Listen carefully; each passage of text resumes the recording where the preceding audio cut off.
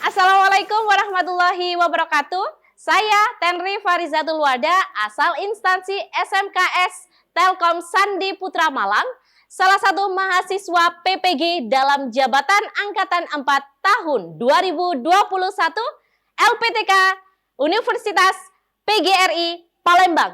Kali ini saya akan mengikuti satu uji kinerja dalam rangka mencapai kelulusan sertifikasi PPG. Terima kasih. Wassalamualaikum warahmatullahi wabarakatuh.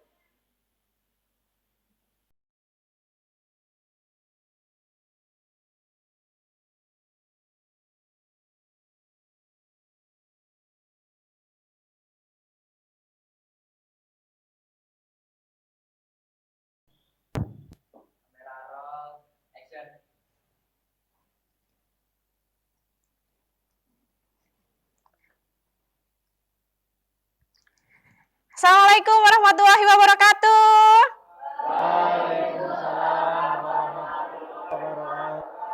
Apa kabar kelas 10 RPL 7? Baik, hari ini Senin 6 Desember 2021 kita buka semangat pagi hari ini dengan kepalan tangan kanan kalian dengan suara yang paling kencang. Semangat pagi! Pagi. Baik, sambil menunggu saya mempersiapkan untuk presensi, silahkan kalian buka dulu laptopnya, kemudian alat tempur kita yaitu bahan-bahan pembelajaran dalam materi bahasa Indonesia. Untuk kali ini, sebelum pembelajaran kita mulai, alangkah baiknya kita berdoa terlebih dahulu agar pembelajaran kita berjalan dengan baik, kemudian memberikan banyak manfaat dan memberikan banyak keberkahan. Hari ini ketua kelas silahkan untuk memimpin doa. Tempat duduk, siap gerak. Kita memulai pembelajaran bahasa Indonesia yang hari ini. Marilah kita berdoa menurut keagamaan dan kepercayaan masing-masing. Semoga materi yang akan disampaikan berkah dan manfaat. Doa mulai.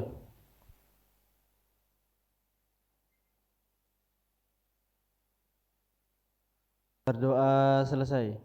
Terima kasih sudah dibuka dengan doa. Sembari saya juga melihat banyak yang sudah membuka laptopnya, kemudian bukunya juga disiapkan ya. Untuk kali ini saya presensi ya. Silahkan kalian tunjukkan kepada saya senyum, semangat dan kesehatan kalian tampilkan hari ini dengan prima. Saya mulai dari Clarinta. Apa kabar Clarinta? Sehat? Siap untuk belajar hari ini? Berikutnya, Rizka. Sehat cantik? Nah, siap untuk belajar bersama Bu Tenri? Terima kasih. Muhammad Rafli. Anak ganteng, apa kabar? Siap untuk belajar bersama Bu Tenri? Berikutnya, Ona Putri. Sehat cantik?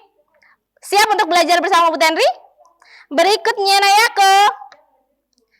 Sehat cantik? Terakhir, Prayoga Adi. Sehat hari ini? Nah, tidak ada yang absen, berarti semuanya sudah siap untuk belajar bersama Bu Tenri. Berikutnya, apakah kalian sudah pernah mengaplikasikan pembelajaran bahasa Indonesia dalam kehidupan kalian sehari-hari? Berbahasa Indonesia dengan baik dan benar? Sudah pernah belajar itu? Kalau belum, mari kita belajar bersama Bu Tenri. Bu Tenri, kali ini kita belajar tentang apa? Nah, silakan Bu Tenri sudah siapkan untuk kalian. Atur posisinya, Bu Tenri akan masuk ke materi hari ini, yaitu makna tersirat dalam teks anekdot. Siapa yang sudah pernah mendengar istilah teks anekdot? Pernah mendengar stand up comedy? Nah, kalau teks anekdot belum pernah. Baik, apa kaitannya? Stand up comedy adalah salah satu contoh dari teks anekdot. Sebelumnya, Bu Tenri akan menyampaikan kepada kalian kompetensi dasar dan indikator pencapaian kompetensinya. 3.5, menganalisis teks anekdot dari aspek makna tersirat. Kemudian, IPK-nya adalah menentukan pokok-pokok isi teks anekdot serta mengidentifikasi makna tersirat dalam teks anekdot. Berikutnya, kompetensi dasarnya adalah mengonstruksi makna tersirat dalam sebuah teks anekdot, baik lisan maupun tulisan. Dan IPK-nya adalah menulis makna tersirat dalam teks anekdot dengan kehidupan sehari-hari serta menyimpulkan makna tersirat dalam teks anekdot. Mungkin kalian masih belum mengerti apa yang dimaksud dengan kompetensi dasar. Intinya adalah kalian akan mampu menganalisis dan mengonstruksi makna tersirat dalam teks anekdot.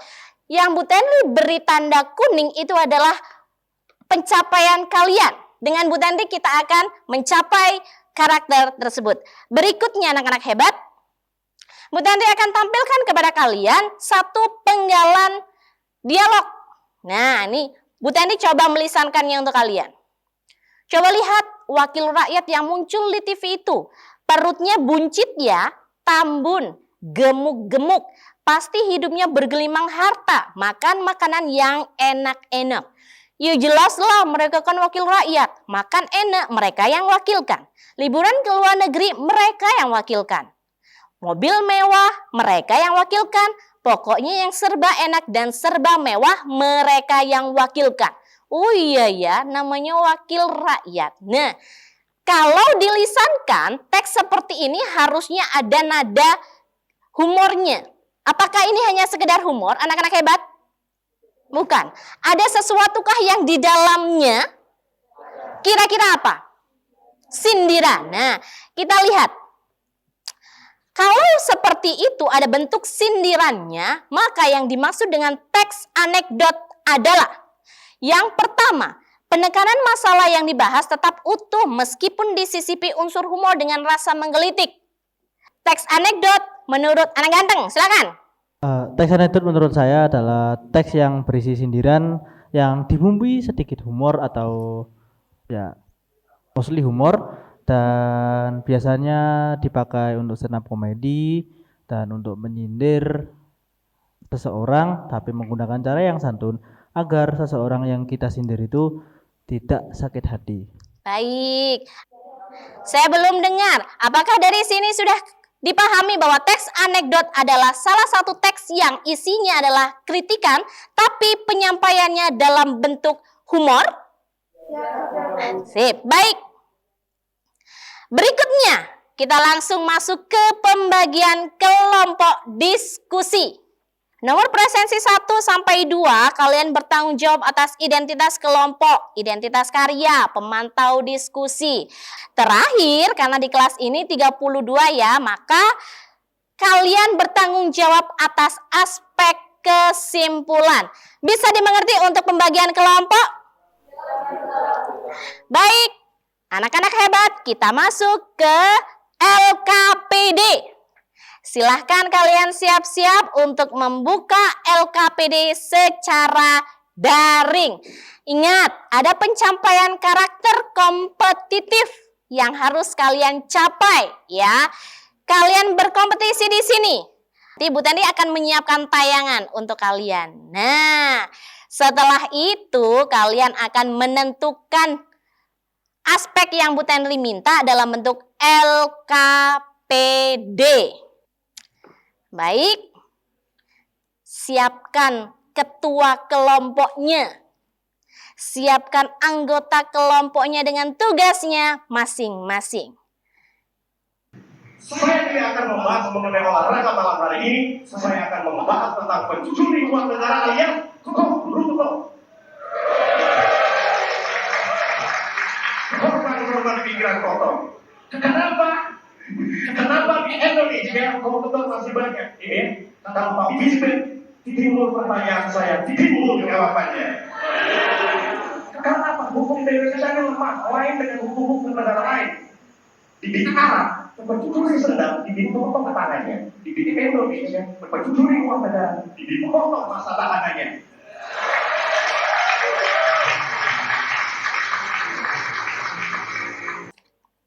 Baik, sudah ada yang mulai mengetikkan. Terima kasih untuk presensi 1. Nama-nama anggota kelompoknya sudah ada.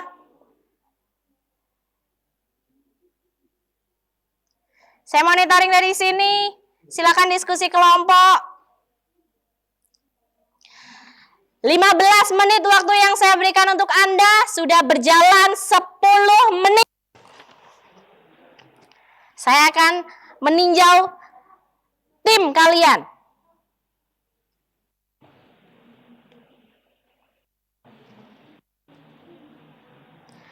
Kasih namanya, jangan lupa.